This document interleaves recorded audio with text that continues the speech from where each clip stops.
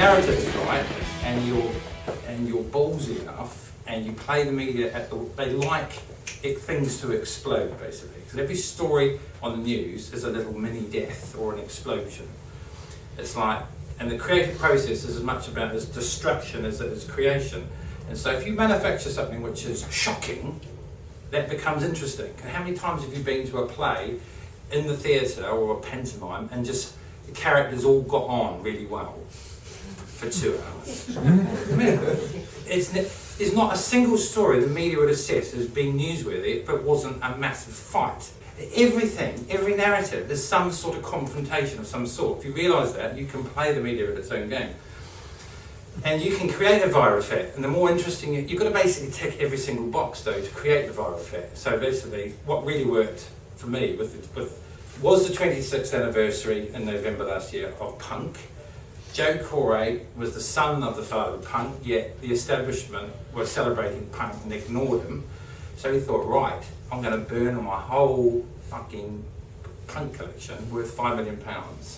Why is the British Museum putting on graffiti exhibitions, how to graffiti a wall they were doing for little kids? Well, why is McDonald's doing punk McNuggets or something like that?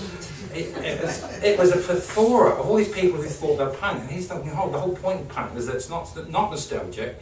It's certainly not supposed to be a little demonstration in a museum for 12-year-olds how to wear sort of Sid Vicious mohawks and all that. So he said, that's it, I'm burning a lot. That captured everyone's attention, particularly because Joe had the authenticity aspect. He could, of all people, being the bloodline of Vivienne Westwood and Malcolm McLaren, get away with that. So they took heed because it was him. Anyone else, who they wouldn't have given it time of day. It was indexed on a particular date, 26th of November. We had the celebrity factor because Vivienne Westwood agreed to come down, so we could say Vivienne Westwood. The perfect storm that you call perfect storm wasn't random. We just brought all the variables together. Right day, right characters, right time, and extreme action. I'm going to burn all my £5 million bun collection. And every time all those things seem to unite, things come together. But the media takes a while to warm up as well. It took about 9 months to warm up.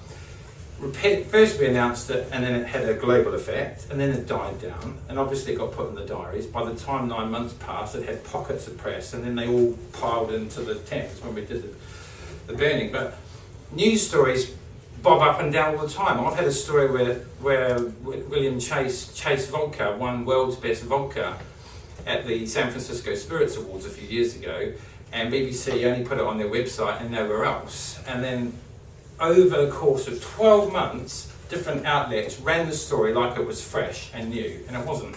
It's actually, in the end, 13 months old information. The Sun chose to run it during the World Cup to show that Britain had just routed the Russians at vodka, and put a picture of a potato in a field with some, it made it like a mashup of that, excuse the pun, potato vodka. But they ran it 3 months after we first had it run, I think, on BBC Breakfast, who went up to the farm and filmed the win, and then they held it for about 12 weeks and they ran it as news.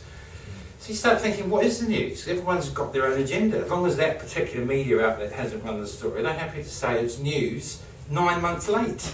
And no one's even aware of it. Accidental, or was that pushed out there by somebody? No, I was pushing it out, but the media's quite happy. They don't really care about the dates. As long as their particular audience hasn't seen it. BBC Breakfast filmed it, sat on it for 12 weeks, they had a quiet morning, so they ran the story. And it was like, oh, he just won, he's beaten the Russians and the vodka in San Francisco. Old information. Clearly, if someone gets decapitated, you get a uniformity of media response because they have to run it. They can't hold a story about someone having their head chopped off a year later, but they can, a lot of the content they can.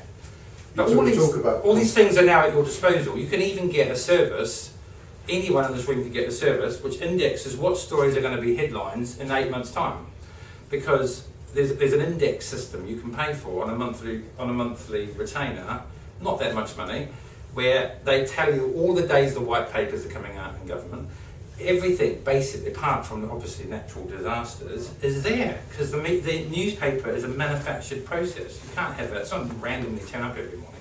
Well, the media likes to turn everything into either pro or against. So if you want to be on the news, something's in the paper today and you make yourself into an expert on something and you can justify it, and you take a strongly opposing view to whatever you've written about, or a strong, extreme pro view, they can see how you could be a talking head on the news. And you could, anyone in this room could get themselves on the news against the story of the paper. But with regards to fake news, there's this whole new thing where events haven't even happened. But that has been going on for years, and America is probably one of the worst at it. But what's exposing all these mechanics is the fact that social media is allowing everyone who was witness to say, no, that couldn't happen.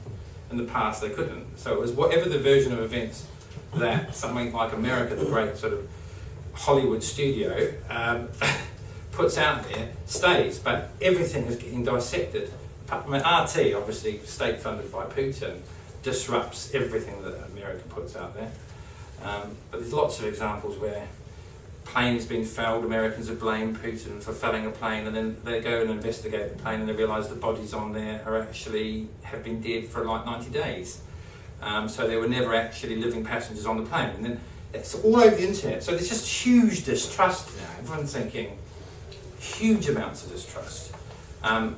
Fake stunts are exposed. But it's not so much the fake news which is the key, it's what version of events gets the traction.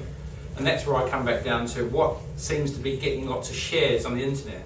This version of the event, or that version of event, what seems to be proliferating the internet. And this is why we all have to come behind the curtain and say, well, who's pushing that content out?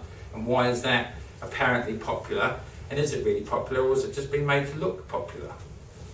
But the fakery thing, stunts, has been a normal part of PR and media for many, many years.